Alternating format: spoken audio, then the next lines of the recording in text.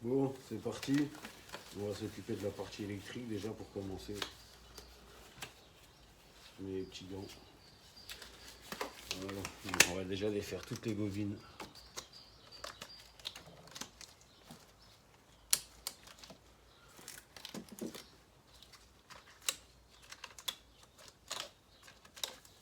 Donc ça, il n'y a rien de trop compliqué. Des fois pour les sortir c'est un peu la merde. Mais là ça va.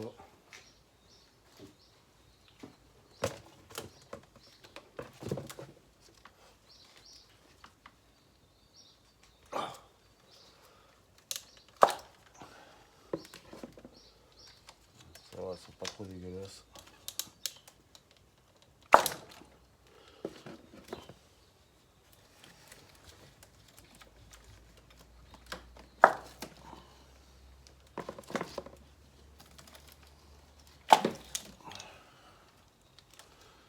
Celle-là par contre elle est pas belle.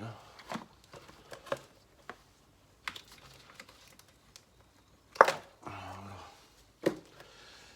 Donc une fois que les bobines sont défaites, on va s'attaquer à tout ce qui est prise injecteur.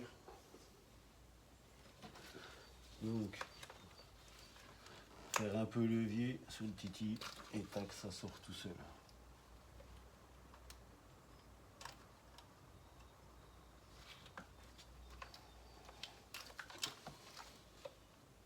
Bon, faut faire les fils, hein, de toute façon.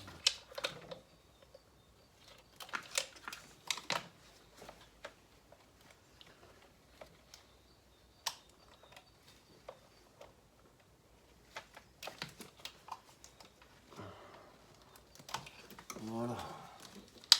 Tac, tac, tac, tac. De toute façon, après pour le remontage, on peut pas se tromper. Hein. Ensuite, il faut enlever les 3 masses, parce qu'il y a 3 masses là-dessus.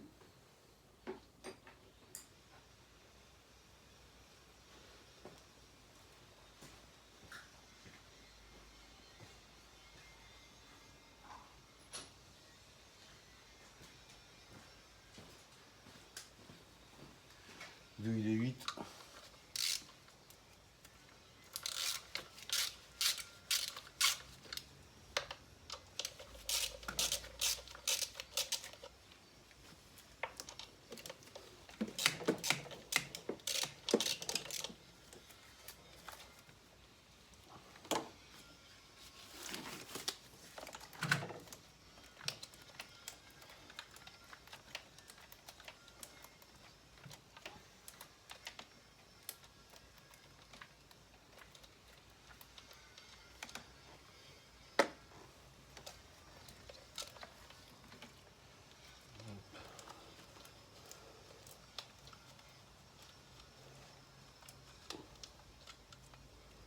Hop.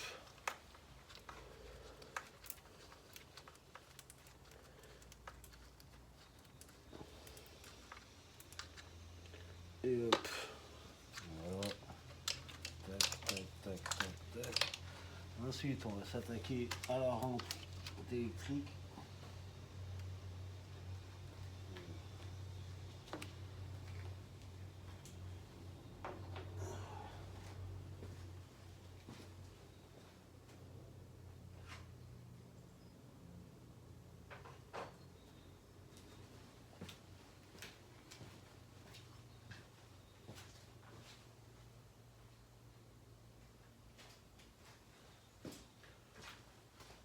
Donc il y a 2 vis de 10.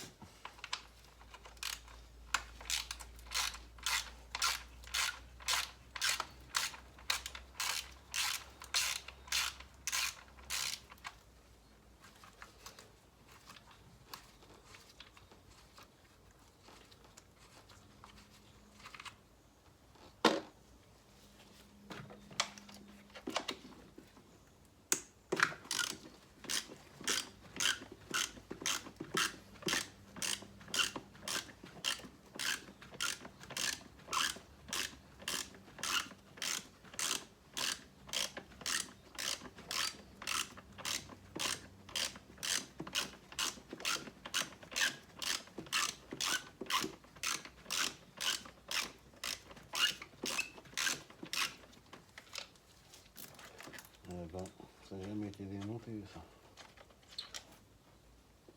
Tant mieux, tu me diras. Voilà. Là, on a la partie électrique qui va là-bas derrière.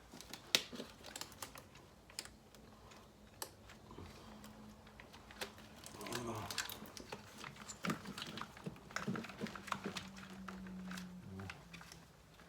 Je pense que ça ne devrait pas trop nous poser problème pour sortir le cache.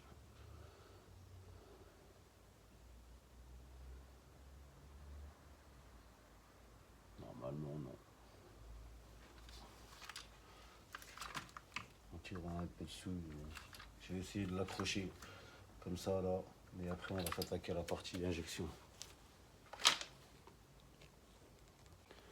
Bon maintenant, on va s'attaquer à l'injection. L'injection, il y en a 6.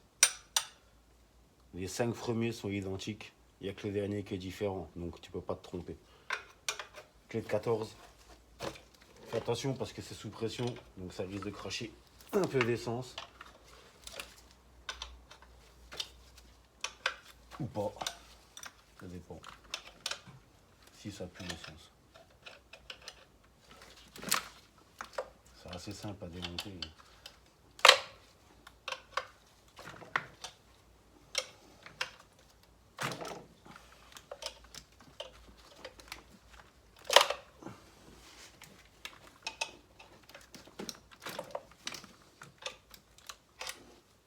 S'éterniser dessus. Voilà. Et hop.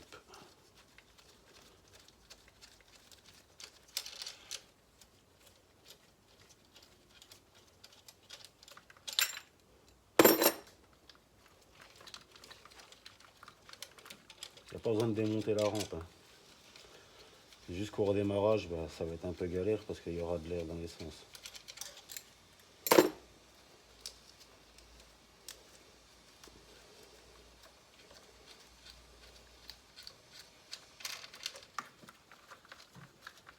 Dégueulasse celle-là.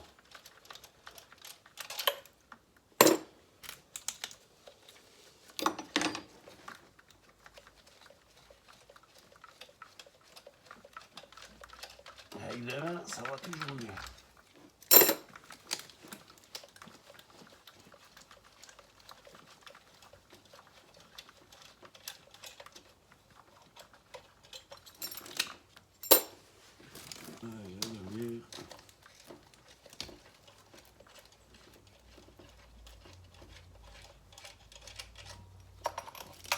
Voilà. Ensuite, il y a la grosse durite là au fond à défaire. Ça va, c'est pas. Normalement, c'est pas trop la merde.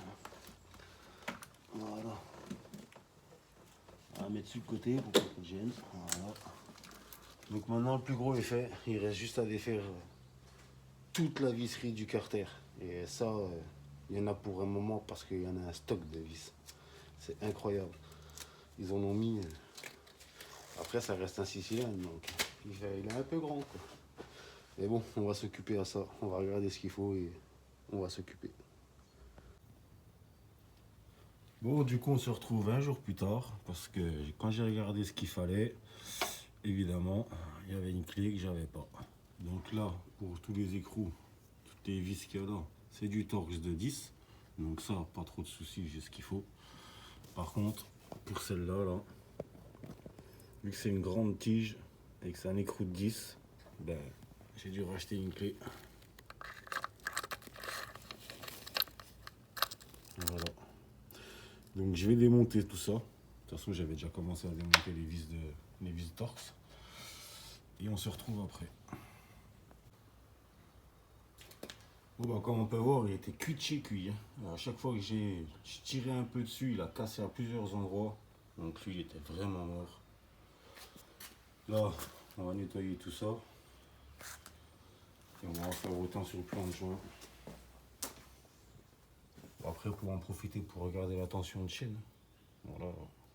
Il n'y a rien à dire. Après, sinon, bon, l'état, ça va. Il y a pire. Donc voilà, je vais nettoyer tout ça et après je vais tout remonter. Bon, une fois le carter bien nettoyé, plan de joint pareil, bien nettoyé. Après, moi, j'ai pas démonté les injecteurs. Mais sinon, tu prends une brosse à dents.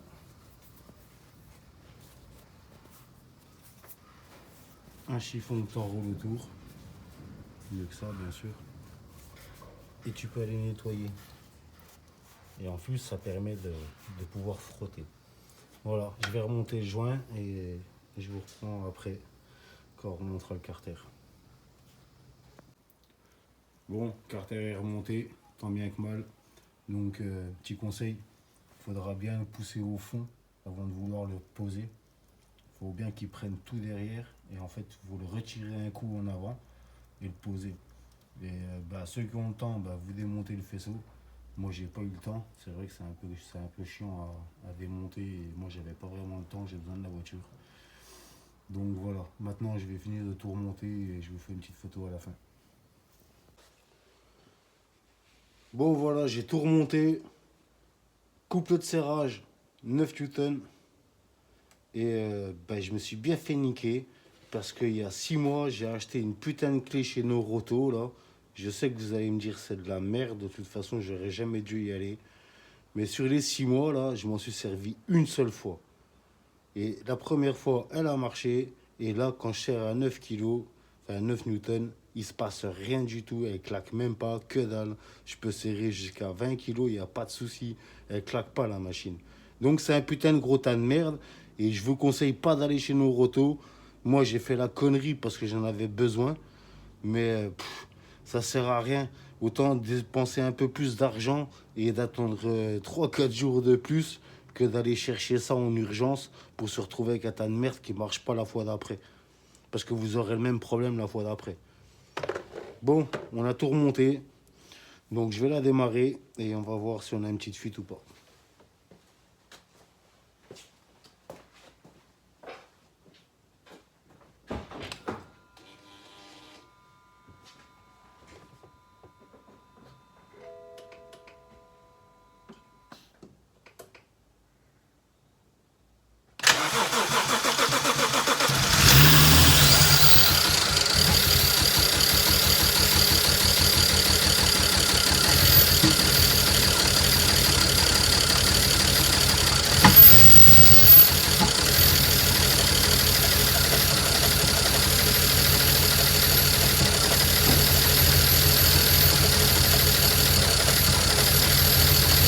Voilà, galérer à démarrer, c'est normal à cause de l'essence.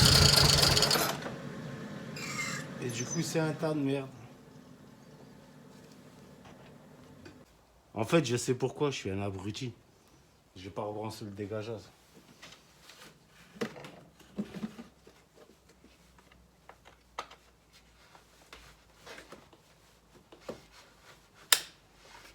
Normalement, ça devrait le faire un peu mieux.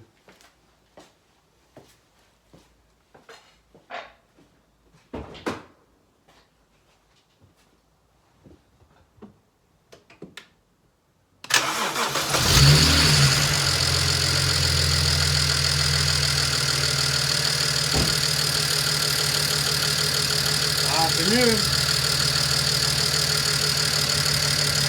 Bon, je vais laisser tourner 5-10 minutes.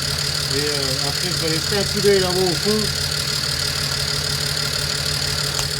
Je vais laisser un coup d'œil là-bas, là. Je vais bien nettoyer la plaque. Du coup, on verra s'il y a d'huile ou pas.